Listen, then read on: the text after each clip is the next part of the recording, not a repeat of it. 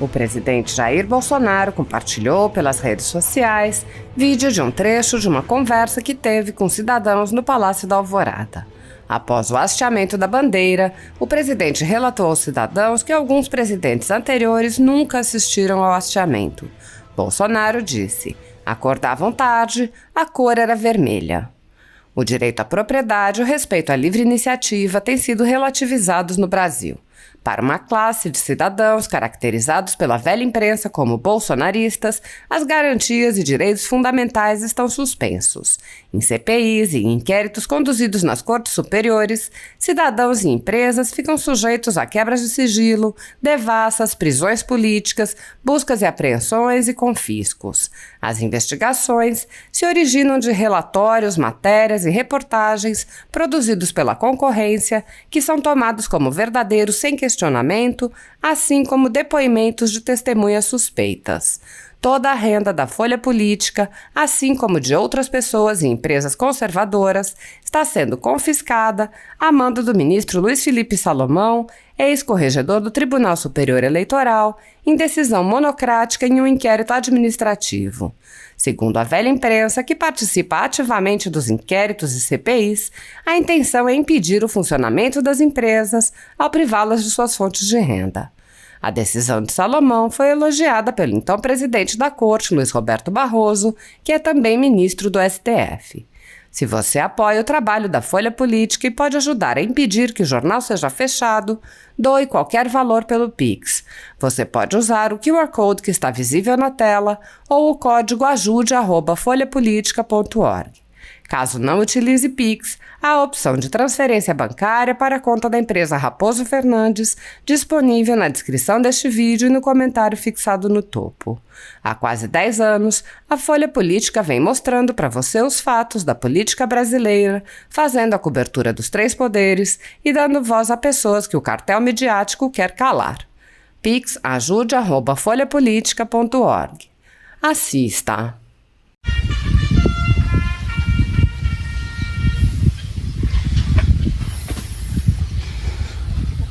As petralhas que ocuparam aqui no passado nunca assistiram o hasteamento da bandeira porque acordavam tarde. Porque a bandeira deles era vermelha, não era dessa não. Deus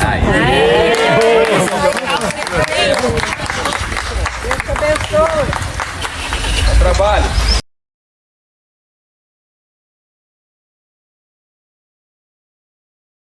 Buenas noches, boa noite para todos. É uma honra para mim estar aqui nessa palestra com meu amigo, o professor Marcelo Suano, que eu conheci pela mídia. Quando ele escreveu esse livro inacreditável que conta a história da Venezuela, como destruir um país, ele me contactou pela mídia. Embaixadora, eu quero conhecer a você. E aconteceu.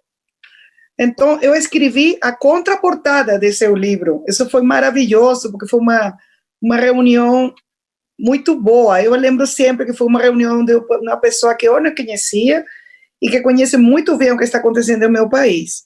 Também é uma honra para mim falar com o Lucas. Lucas escreve muito de Venezuela e conhece muito bem a situação. Então, eles conhecem tanto bem a Venezuela que eu só aqui vou fazer uns comentários, porque eles conhecem muito bem a situação.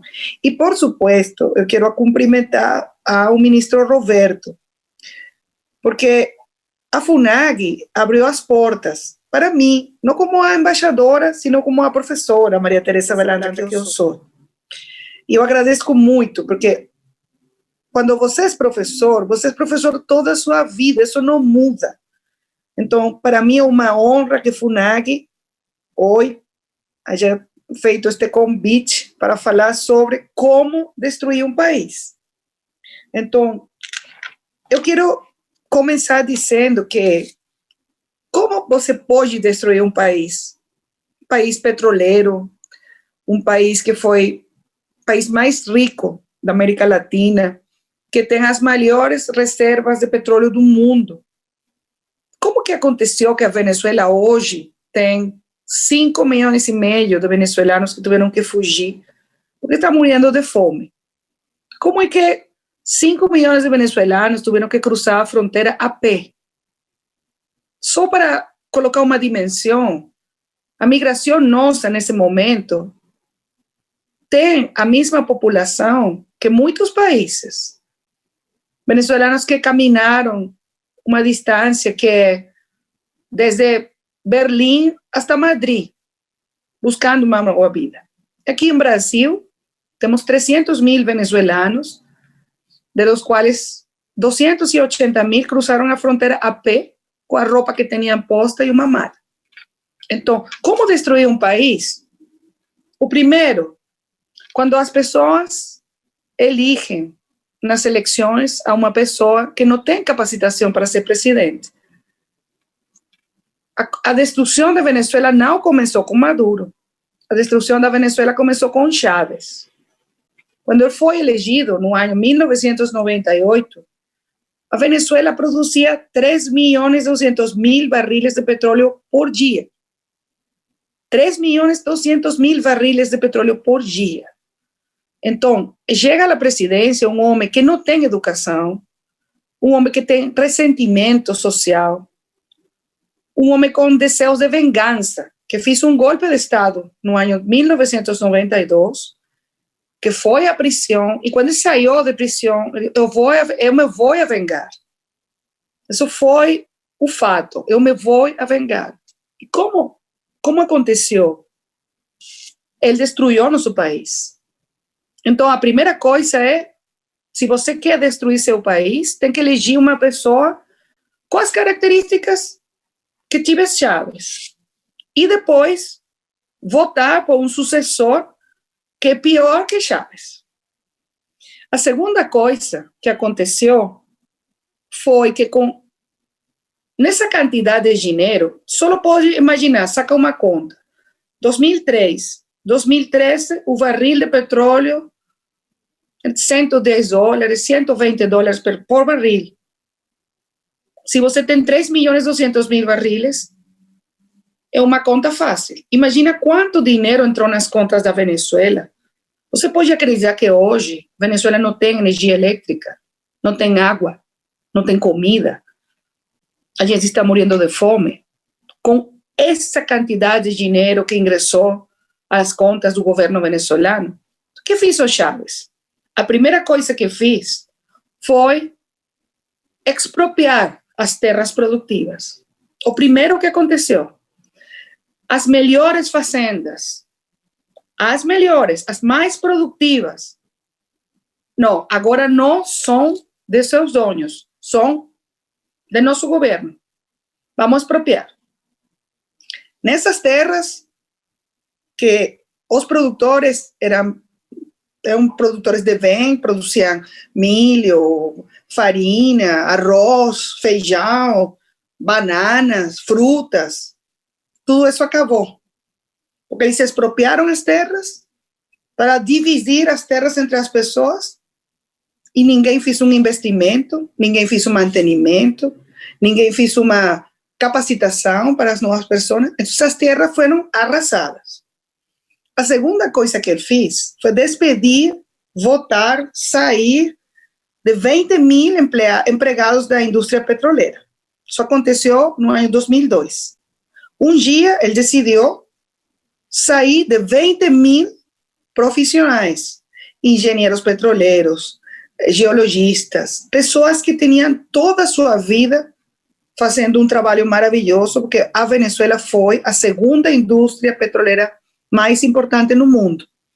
Então, se você quer destruir uma indústria petroleira, o primeiro que tem que fazer é sair das pessoas profissionais e colocar nesses postos amigos ideológicos, pessoas do partido político do presidente que não têm capacitação para fazer o que a indústria petroleira faz, que é produzir petróleo. Essa foi a segunda coisa que ele fez, expropriar as terras produtivas, colocar pessoas sem capacitação na indústria petroleira e começar a fazer convênios com governos não democráticos. O primeiro que tem que chamar a atenção de vocês é que no ano 2001, Chávez visitou Saddam Hussein no meio das sanções contra Saddam Hussein pela guerra do Iraque. E ele foi a fazer acordos com ele, com o governo iraniano, com o governo de Coreia do Norte, com Cuba, com governos não democráticos. Então, tem uma terceira opção, como destruir um país, fazer convênio com governos não democráticos. A quarta coisa que ele fez foi entregar nossa soberania, nossas forças armadas, nossa inteligência e nossa companhia para fazer documentos, identificação, aos cubanos. Chávez fez um convênio com Cuba e ele entregou tudo o que é nossa identificação, registros, cartórios. Hoje, a Venezuela, se você vai vender um apartamento, ou se você vai vender um carro, os cubanos têm controle desses documentos. Aí tem uma quarta coisa, entregar a soberania a um governo estrangeiro. E Chávez abriu as portas para os cubanos, primeiro, e depois para outros, russos, chinos, iranianos. A outra coisa que você tem que fazer para destruir um país é regalar o dinheiro que não é sujo. Chávez recebeu tanto dinheiro, foi como quando você ganhou a loteria. Então, ele decidiu repartir o dinheiro entre os amigos. Quando você precisa, Evo Morales, aqui tem dinheiro. Quando você precisa, Rafael Correa, aqui tem. Eu te vou regalar um helicóptero. Ele regalou helicópteros das Forças Armadas aos amigos. Você regala as coisas que são suas, você não regala um patrimônio nacional. Ele fez isso. Ele fez isso. Regalou nosso dinheiro, o dinheiro dos venezuelanos, o dinheiro de PDVSA. Regalou.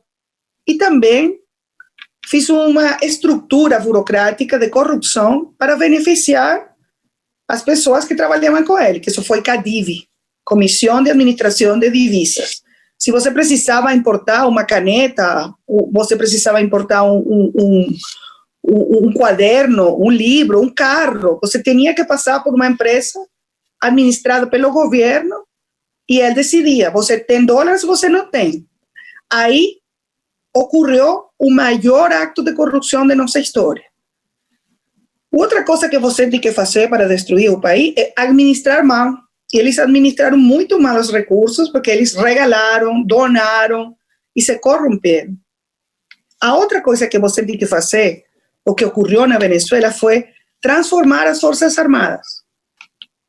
Nossas Forças Armadas, no passado, foram Forças Armadas profissionais, formadas em democracia, subordinadas ao poder civil. O que aconteceu? Chávez mudou tudo isso, transformou a estrutura das Forças Armadas e cambiou a doutrina de emprego das Forças Armadas, de Forças Armadas profissionais a Forças Armadas revolucionárias.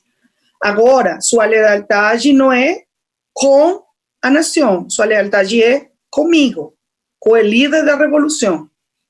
Quando você tem todos esses elementos e também tem um controle total das instituições, Chávez teve controle do Tribunal Supremo de Justiça, da Assembleia Nacional, da Contraloria, Procuradoria, Direitos Humanos. Todos os poderes estavam em controle de Chávez. Então, você tem aí todos esses elementos que hoje configuram a crise humanitária complexa mais grande do mundo depois de Síria. Com uma diferença: Síria tem 10 anos de guerra civil. A Venezuela está destruída sem guerra civil. Tem 5 milhões e meio de venezuelanos que tiveram que fugir. Então, essa outra coisa. Você quer arruinar um país, tem que expulsar os melhores cidadãos. E eles expulsaram médicos, professores, engenheiros, enfermeiros, maestros.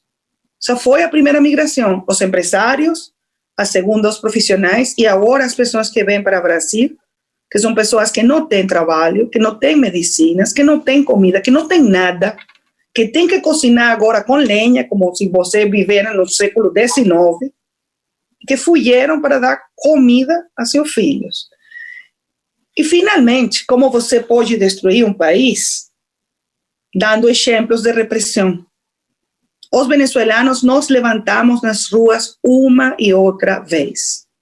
2002, 2004, 2010, 2014, 2017.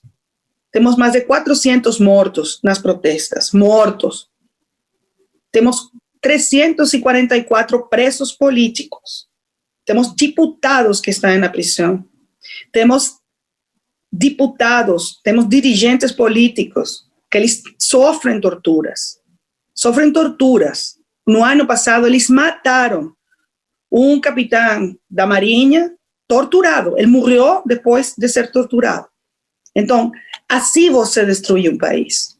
Quando você não tem respeito por as instituições, quando você não respeita a democracia, quando você não respeita a opinião dissidente, quando você coloca as pessoas na cárcel, na prisão, tortura, censura, reprime, acaba com a prensa livre, acaba com a propriedade privada, acaba com o investimento e expulsa os melhores cidadãos do seu país, você tem um país que está destruído, como está meu país agora.